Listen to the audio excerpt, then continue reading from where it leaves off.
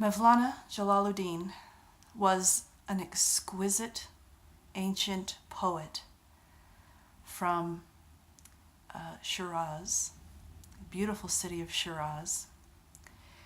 He was a Persian poet, and today Shiraz is in what we now call Iran. And we normally call Mevlana Jalaluddin,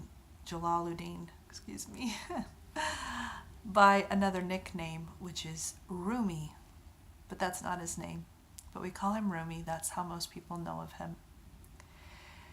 He was a poet, and his poems were about God. He loved God, and he saw God everywhere in this world, and he wrote about what he saw, and he was in this exquisite embrace and dance with God, with the world, with himself, with others. And he had a very, very observant way of writing about it that still blesses our lives today. I'm likely going to share many, many Rumi quotes in the videos that I do. But today's line that I've chosen and that I've been thinking about is he wrote, "If you're here unfaithfully with us, you're causing terrible damage." You know, I have stopped several years ago thinking about the world in terms of sin. That is a word that I grew up with reading the New Testament and the Old Testament, I have a suspicion that it may have meant something differently than at that time than it has developed to the sense that we have about it today. I'm not going to go into that. That's not what this is about. But at this point in our life, in our world, I find it to be an approach that fails, because it doesn't fail to describe what is happening, and it fails to describe how to solve what is happening. That's my opinion. I know that's going to be somewhat shocking to some folks, but I stopped thinking about sin, because to me, when I learned about sin, it was about doing something bad, and then maybe stopping doing something bad, and then eventually getting to heaven. And I'm really not thinking like any of those things anymore. When I look out at other people, I don't see sins, I see wounds. I see the things that they're bound by, their prisons, and I see the things that we're all bleeding, we're all traumatized. But thinking about ourselves, oftentimes I'll have a video that's like thinking about people outward, but let's think about ourselves, and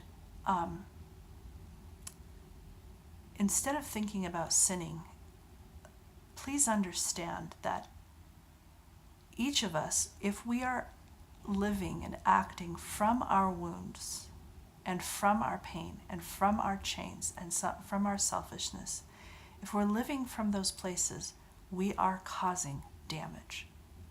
This isn't about some kind of reward or not reward or punishment that we're going to get later. We're causing damage now to this world. And other people are already suffering for our sins. We have that phrase, suffering for our sins, but everybody's already suffering from our sins. And so again, not really so much about sin, but and the thing is it's hard sometimes to see what it is we're doing. We don't always know how we're hurting other people. It takes a great deal of choice and proactiveness and awareness, and as we make these teeny tiny steps and our eyes are opened, we may realize, oh my gosh, I really hurt that person, or I was not thoughtful, or even though I know what I'm about to do is going to turn out badly for myself and is probably going to hurt someone else, maybe we can't even stop ourselves. It's a constant quest of life. But what I'm asking from you at this point, because we cannot all become I call it harmlessness, ahimsa.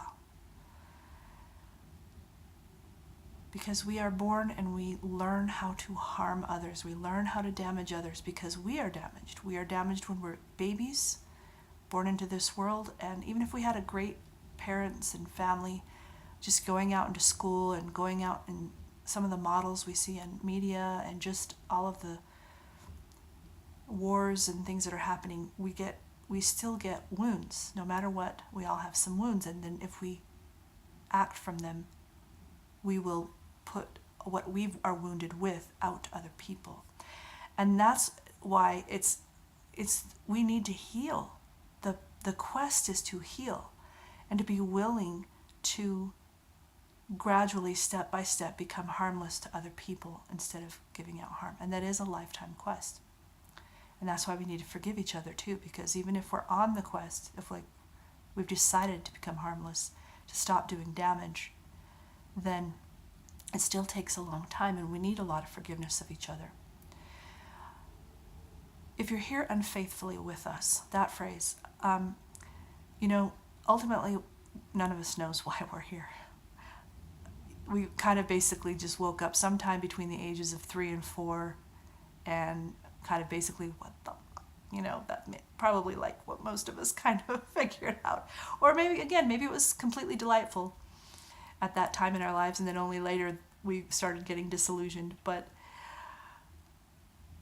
we don't even remember being born. We can't prove to ourselves that we were born. We have to, ask our mom, and she'll remind us, yeah, you were born, I did that, So someone has to tell us that we got born, except we're here. So, and we can have lots of, I've come to a conclusion about why we're here, about why I'm here at least. And that's fine. I love my conclusion. I live from that conclusion. And there's lots of people giving ideas about what we're doing here on this planet. And even if you conclude that there's not much reason to it, you're still here, okay? And we're still all people. You can look around. There's men, women, children, old people. And then there's the animals, there's the plants. We're all here, okay? So it doesn't even matter if there's a grand overarching reason. And it's really easy with the traumatization to end up in waters of despair, of wanting to leave, of in being cynical, stop believing, stop being soft-hearted, but having hard-heartedness, pride, complaining, lashing out at people. It's really easy to get into those places, and we have lots and lots of reasons for that. We have lots and lots of evidence of why it's okay for us to be in those dark spaces, because things just hurt so damn much.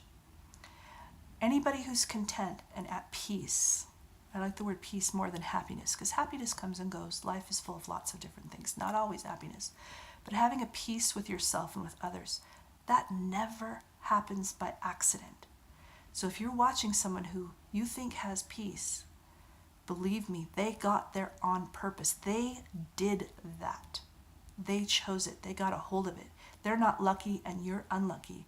Or they had a great life and you had some hard knocks. Everybody has something. Some people have 1,000 times more, but everybody has something.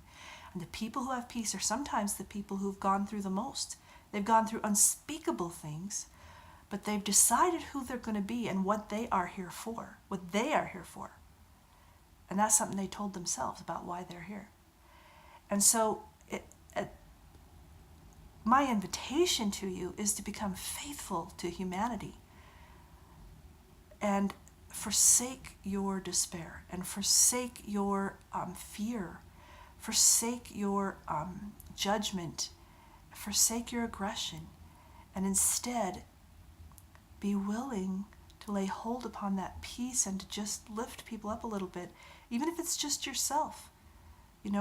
And I always say, you have to be strong to help someone else, or maybe not, because it doesn't have to be a big help. It can be a little help. You can just say hi to someone. Hi to someone, listen to someone, put your arm around them, pray for them. And so, faithful is a loyalty and a love and a commitment. And going all in to this project of humanity. Whatever the reason was that we all came, we are all here. And just to be faithful to this project, not because of any idea in our minds about what it's about, but because of just realizing that the other person is us. That the least of these is my brethren. And always remember that and be faithful to that and go on that journey to harmlessness and stop causing damage to the best of your ability. So instead of being unfaithful and causing damage, become faithful to your fellow beings and heal yourself and help others to heal and become ahimsa, harmless.